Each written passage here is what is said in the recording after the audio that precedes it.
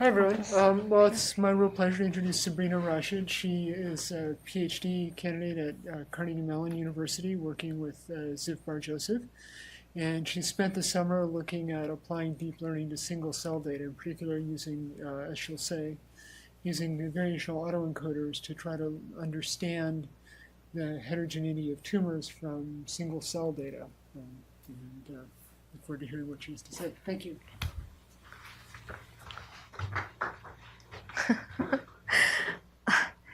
Hi everyone, as Ravi mentioned, I'm Sabrina, finishing third year PhD student at Carnegie Mellon University at Computational Biology Department. So in this summer intern project, we looked into single cell tumor data. And we know tumor comes from very heterogeneous landscape. So we wanted to find whether can we identify the underlying heterogeneity from that single cell data. So this is a brief outline of the talk, motivation, method, and then results and discussion. So next, first, motivation. As I mentioned, intra-tumor heterogeneity means is one of the challenging things when you want to decipher tumor evolution for a subject. So what happens is that malignant cells, even if they're coming from a single tumor, they will have a very distinct genomic profile. So in terms of their gene expression values or copy number profile or mutations, like each cell will have something different. So earlier, what happened when people use sequencing, they used to do bulk sequencing, where you actually pull a bunch of cells together and then sequence all the cells together, not like at an individual level. So what happens is that when you do bulk sequencing of such tumors, it actually averages out their genomic profile, so you lose their heterogeneity information. So next came single cell sequencing, which is very important if you want to unmask what are the underlying heterogeneity or difference of these different malignant cells. But then single cell data comes with its own sets of computational challenges. Since we are sequencing at single cell, so the quantity that you are sequencing is very little. So the data is actually very noisy and sparse. By sparse, I mean there will be a lot of genes that are in low quantity, so it will not be detected in many cells. So hence, even though it's expressed in a low level, it will be a completely zero in many cells. So that there will be like dropout and sparse. So it becomes very hard to extract biologically meaningful features. So that is the expression data. Then again comes the copy number and mutation data from DNA sequencing. So to estimate, to have like high fidelity estimation of mutation and copy number profiles at a single cell level, you need very high depth sequencing. So which is not always possible. Even if it's possible, you will only be able to sequence only a couple of cells, not a large cohort to make your to analyze the data. So here we are using a variational autoencoder to learn a latent representation of the single cell data that is coherent with the underlying biology and also generalized enough to the different types of genomic data. Different types, I mean RNA-seq expression data and also copy number data from DNA sequencing. So we know autoencoders are these multi-layered perceptron neural networks that learn their own definition of the data in a completely unsupervised manner. But in variational autoencoder, the concept of this unsupervised deep learning is merged with the Bayesian inference, where you actually, instead of generating an unconstrained representation of the data, we assume that the latent representation is actually coming from an underlying distribution. If you think about it, it's like how scientists observe like nature. You observe a natural phenomena and you want to know what is the underlying law that is governing them. So it's kind of like that. We want to learn a representation. Instead of learning unconstrained representation, we want to learn actually the distribution that the latent representation is coming from. So here, this is the structure of the autoencoder. So you have the first input layer is the number of genes, and then we have 3 intermediate layers, and then the latent layer. So how many nodes in each layer and how many layers you want, that can be user parameter for the package. So for the results that I will show, I have used 3 latent dimension and that particular layer. So here, instead of actually encoding the latent representation Z directly, we are actually encoding for the sample mean and sample variance and we're learning the distribution given the input data. Once we have that, we can sample Z from that learned probabilistic. So it is kind of giving you a probabilistic encoding of the input data space. And then there is a complementary decoder network. When we learn the structure, we learn it as a whole, like encoding and decoding, but we are actually, where we're learning the parameters of the model, but we are actually interested in the latent representation at this three-dimensional latent representation of the data. So that is a brief overview of the algorithm that we are using. So we have actually had 3 types of data sets that we have tested our method. One, first, gene expression data sets. We have three different single-cell RNA-seq gene expression data. With first one is with over 4,000 cells, second one over 6,000 cells, and the last one over 2,000, and all of them has like 23K genes. Then we have two copy number data sets from DNA sequencing data. These two are actually xenograft samples. And first sample has 260, and the second sample has 254 cells. These two xenograft samples can be are sequenced at a very low depth, so 0.05x. And we can see that even with this very low depth copy number estimation, we can still get some biological meaningful output from the data. And then last, we wanted to quantify our performance of our proposed method with some other existing techniques. So that's why for that we have used a synthetic gene expression dataset where we know actually how many clusters are in there and can compute some quantitative metric to analyze the methods. So first, the oligodendroglioma dataset, where the dataset contains a mixture of malignant and non-malignant cells. So upon we pass the data through our autoencoder, we can see there is a clear separation between the malignant and the non-malignant microglia or macrophage cells.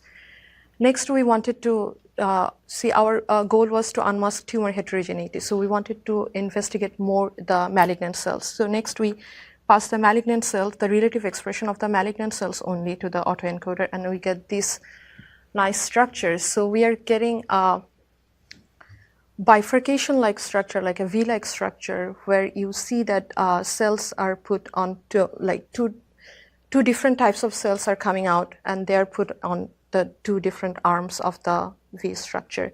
So the first one, here, the data that the paper originally reported, they also computed differentiation and lineage metric for each of the cells based on a set of signature genes and the set of control genes.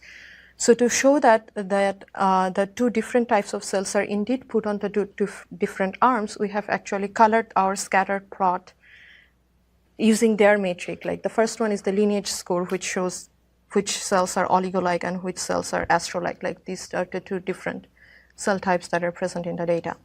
And we see a nice separation. And then we also have the differentiation metric, that is which cells are further differentiated and which cells are in more stem-like. So we do see so looking at the structure, we thought the more stem-like cells should be near the neck of the bifurcation, and we do see that the more stem-like cells are indeed put in this site. So this actually shows how the autoencoder, without using the prior knowledge, we are actually fishing out what are the underlying tumor heterogeneity and how these 2 populations are related to each other. It's actually showing that even though there are 2 different cell types present, they're actually coming from the same lineage. So this is with the signature genes only. Next, we wanted to see whether we can find same kind of structure without using any signature, just automatically selecting some cells based on maybe coefficient of variation or average expression level or something. So this is based on average expression level with top 5,000 genes, 5,000 auto-selected genes, and we can still see that it gives a good separation of the 2 different types of cell population. Next, we wanted to compare with other methods, whether they can capture the same truth or not. So the first one is the TSNE. TSNE is really popular now to do reduced dimension of high dimensional data and has been used in many single cell processing and RNA-seq processing data sets. But here, what TSNE does, it does show a separation, but it is showing the separation of different samples that the tumors are coming from. But it's not actually capturing what is the state of each cell. Like, it's not showing any distinct differentiation between the two types of cells. Then again, we have the PCA. So PCA can show like somewhat separation, but it's not, the structure is not as distinct as we have for our autoencoder. So next data set is astrocytoma with over 6,000 cells. Here again, we see clear separation of the malignant in figure A, malignant and non-malignant cells. And then again, we we passed only the malignant relative expressions through the autoencoders. And for this particular data set, the authors didn't compute like the matrix that we had for the earlier data set. So to know like what we are getting at, I plotted it on top of the matrix from the previous data sets. So the solid dots actually from the previous data sets and marked with the differentiation score. And we do see that most of the astrocytoma malignant astrocytoma cells are actually falling in the stem-like region. So when I went back to the original paper to see whether it makes sense or not, we see that they do mention the most of the cells in that data set is actually in a more intermediate states. So it's actually it's accurately capturing their statement as well. So this is another data set, which is the leukemia data set. And here we see a separation of cell lines, K562 cell line and the other cells, but we're not seeing a distinct separation based on the BCR. So these are gene mutation status of each cell. So we're not seeing a distinct separation between these status, but we do see a blunt V-like structure. Probably it is catching something else like that is common to all these type of cells. So it needs this particular validation needs more biological analysis to see we see a trajectory, but what are we actually seeing biologically, how relevant it is. It needs further work. I just wanted to show the plot of this result. So next we analyze synthetic data sets. So in the synthetic data set, we have 500 cells. For each cell, we have 3,000 genes, and cells are coming from 5 different clusters. So each cluster will have 100 cells. So here, for this particular one, there is actually 2.5K cells that are actually representative of the cluster and 500 noisy cells. When we pass it through the autoencoder, we see a very good separation of the 5 clusters, and when we estimate the number of clusters using a Gaussian mixture model, we can see that the autoencoder actually correctly predicts there are 5 clusters, which none of the other ones do. TSNE does like capture 3, but the PCA is only 1. And also we computed the adjusted random index for all of the cases, and we see that we have the maximum 0.98 for our autoencoder compared to the other 2. Next, we increased the amount of noisy genes to 2,500 out of 3,000. So only 500 genes are actually signal of the actual clusters. And here, the autoencoder is actually picking up 4 clusters, but still with a much better adjusted random index score than compared to the rest of one. So you can see PCA is just a blob. TSNE is some separation between 2, but not so much. So their score is really low.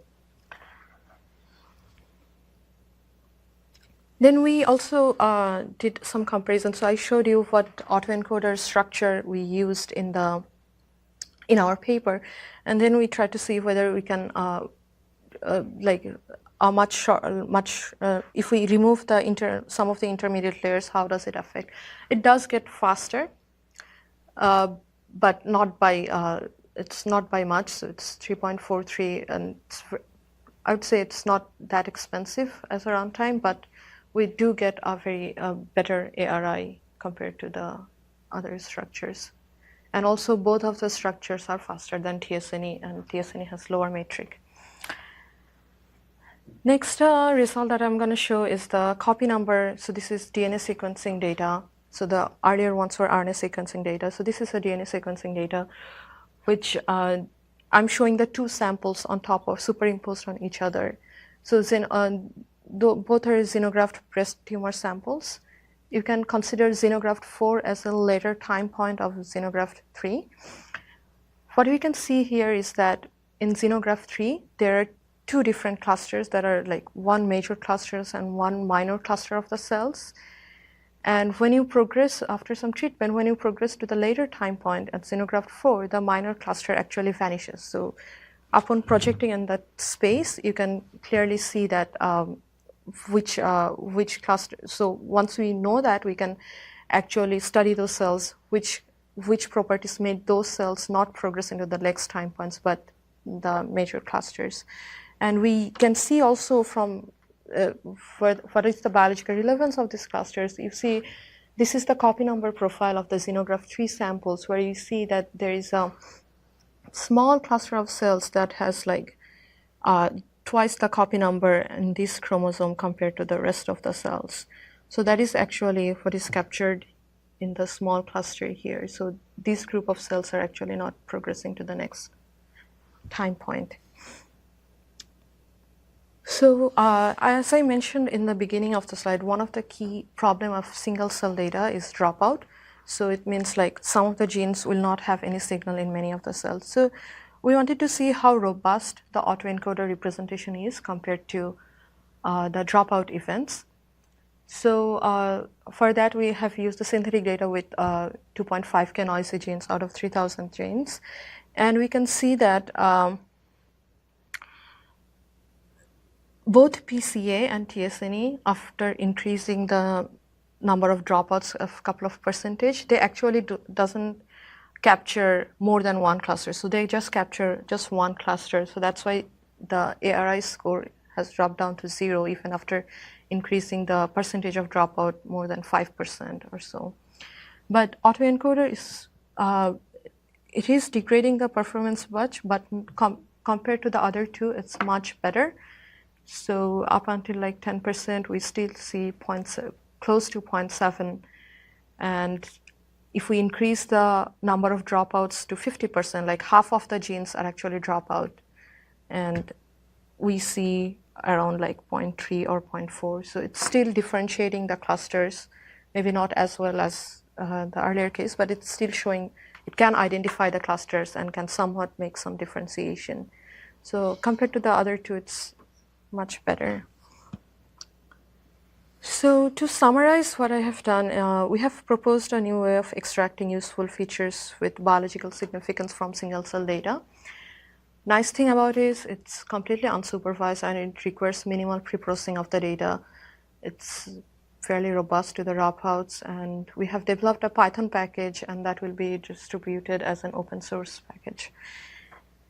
In future, so here all the results I have shown as has 3 latent dimension. I started with 3 latent dimension just to visualize my results and see, and then I saw that it's actually showing, so I didn't actually go beyond the 3 dimension later point. But I'm interested to investigate more latent dimensions, because in the 3 latent dimensions, we actually can see differentiation between different cell types. But maybe if we go beyond that, maybe some other dimensions will capture some other aspects of the heterogeneity, such as tumor microenvironment or how the cells will respond to treatment response, and so on and so forth.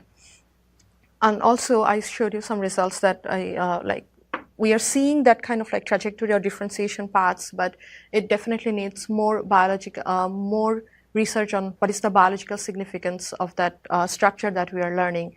So for the CML data, I still have to do a lot more on that. And so these are the 2 immediate main goals of the current work that I want to do. And so some references, and yeah, so that's pretty much my work that I have done in the last 12 weeks. Yeah. Thank you.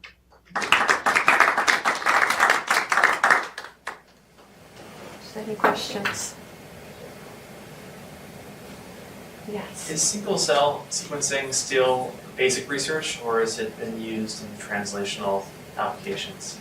Are people actually using it in the clinic today, or is it really just basic research? I think at this point it's just basic research. I don't think there. I haven't heard of any clinical. Yeah, I don't think applications of it's in clinical research, clinical as of yet. Yeah, Gotcha. And are you going to publish a paper on this as well? I think so. Yeah, we have actually finished writing the draft, Okay. so just polishing up it and then probably submit it to Great. somewhere. Awesome. Yes. Is it possible to interrogate the transformation into the latent space to learn about the underlying biological model? Or do you have to go kind of the other way, say, here's some factor that we know biologically and this is how it differentiates in the latent space? So, I don't know, like how we can like. So you were asking about like to investigate the underlying the structural level of the autoencoder to learn. Sure. I mean, there's a lot of structure in the trajectory or manifold, or Yeah. however you want to describe it, in the latent Yeah. space. Is there a way to like interrogate that structure to learn something about biology? This is sort of to your second future point work. I'm curious what Yes. your approach is going to be. Yes. So the immediate one, I think that. So we're seeing this trajectory or manifold learning, but we can see like how the gene expression levels are progressing in that trajectory and see is there any distinct change in the expression level we're seeing, and that maybe that can be insightful biology, and it can probably, so we know about signature genes that is particular to some developmental process or disease process or something, but that so upon learning that trajectory, that might also point us to new genes that we didn't know that is actually playing a role in this particular process. So after learning that trajectory, maybe we can find more about those kind of genes that were not previously experimentally investigated. So that is one immediate thing that comes to my mind. But then again, yeah. So.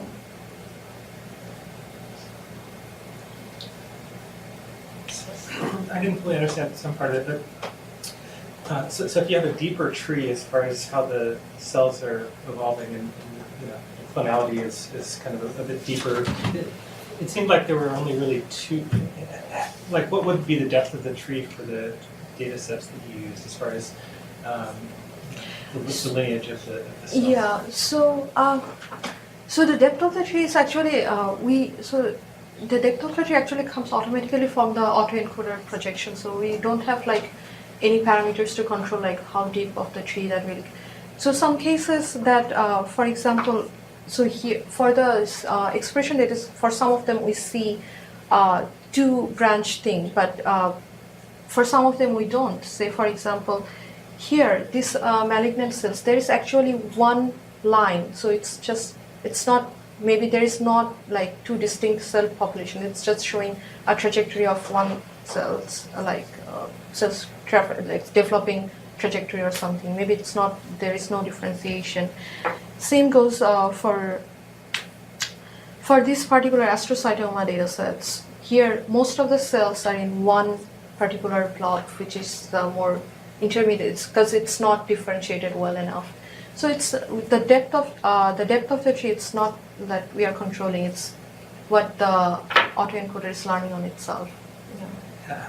How would you change the autoencoder structure to capture a deeper tree, or I mean, it is presumably in the data, or Probably, yeah. So our intuition is that autoencoder, if it's working good, it should be able to. If there is any deeper branching of the cells, it should be able to capture it. So that is our intuition. We haven't tested any data set that had like a deeper, deeper so you branching. don't need more latent variables or anything. It's just So yeah, so we can so there's also we want to investigate more latent variables later to see if our intuition is that different latent dimensions may capture different aspect of the tumor the cell property. Maybe some cells are coming from a different microenvironment. Maybe that is reflected on that or not. So my intention, at least my intuition was something like that. More latent dimensions might capture more more tumor cell properties than we are seeing here. And things like cell cycle effects, those kind of Yeah. average out, or would they be an issue here? So this is so one way to account for the cell cycle effects is like if you exclude the genes that are known for cell cycle being active for cell cycle. We haven't done anything like we haven't excluded any genes based on any prior knowledge. So it's including everything here. Yeah.